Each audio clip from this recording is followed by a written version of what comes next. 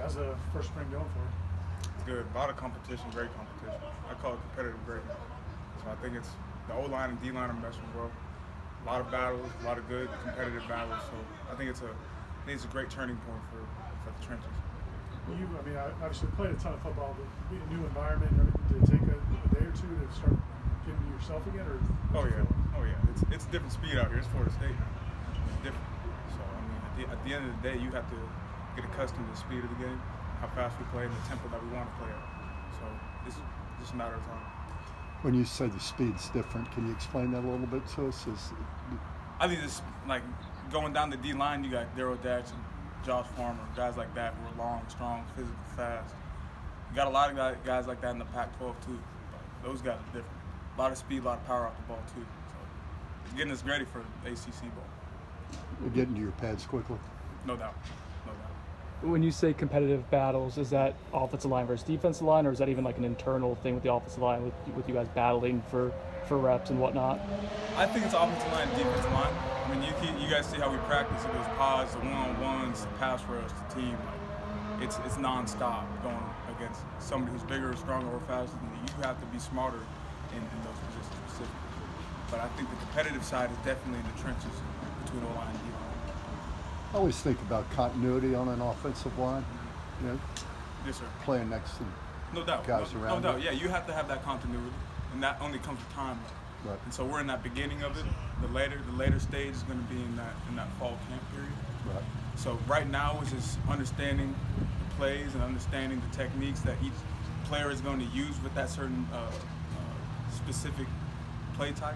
And so understanding that comes over time and getting into it. In the spring, you're finding yourself working with different people on either side of you, aren't you? No doubt. Yeah, I'm playing center and guard. So it's two different positions that I got to learn. So, I mean, that only helps learn the offense. If you can learn it at center, you know what the tackle's doing too. So it's only getting a greater sense of the game, not only, but a greater sense of the positions too. Can you talk a little bit about how long you've played center in your life? Did you play some in high school? No. This is my first time playing center. Oh, really? Yeah, first time playing center here. So, I mean, to be the best and be where you want to get, you have to do uncomfortable things. Put yourself in that situation. That's something that I've never done. So I'm willing for that challenge. Take us through step one, which where you're at now. Let's get the ball back to the quarterback. Step one was don't airmail the snap. Step two, just get it to AJ Duffy or get it to Travis. I think that, and then step three, just try to block the guy in front of you. Use proper steps. I mean, at the end of the day, it's still football. It's not like playing some other sport. But at the end of the day, it's still football. Have you been able to see enough on film through meeting rooms to realize just how explosive and productive this offense can be? No doubt. Oh yeah. From the internal, from the offensive line perspective to the backs to the obviously the quarterback, and then to the wide receivers. I mean, you see a 6'7", 6'8" behemoth running down the field, and Johnny Wilson, like that's something that could really intimidate a defense. And so I think this offense is very special, and I'm proud to be a part of it. I know Coach Atkins told you he was going to coach you hard. How has he lived up to what you thought? Is he a pretty easy guy to learn from?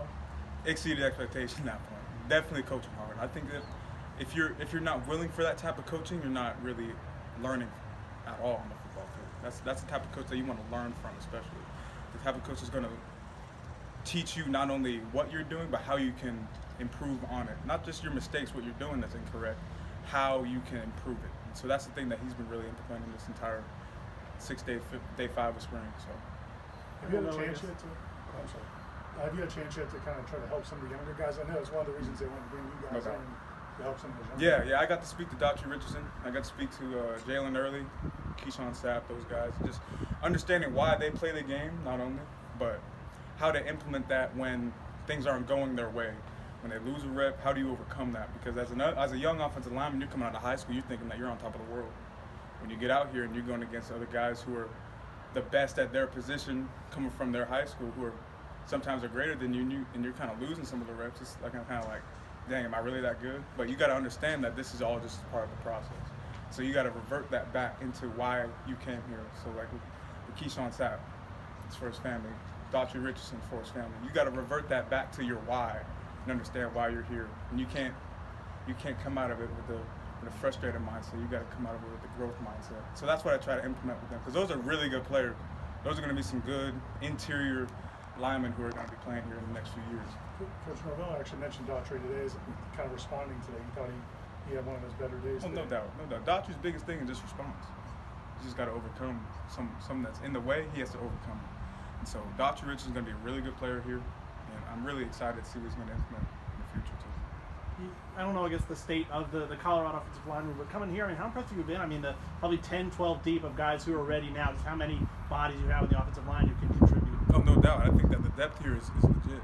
I think that every single one of us could play a snap at any given time. And so that's the thing that I mentioned before with competitive greatness, is that not only are you competing against the defensive line, who's really, really good. I mean, you look at the defensive line, there's probably 5 draft picks on there right now.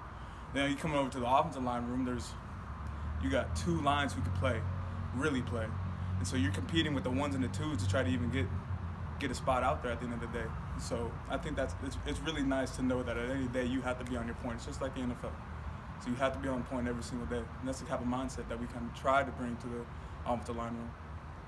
When you take a few minutes after practice to get some extra work, and I apologize, it's probably a simple question, but like, why is that important to get that little bit of extra time in? I think that what I try to pride myself on is that extra. That when I know somebody's not doing it, is that I have to do it. So when I know that somebody isn't doing that specific thing that I'm doing, it's like that competing with myself to get that 1% better than what I am and what I want to be.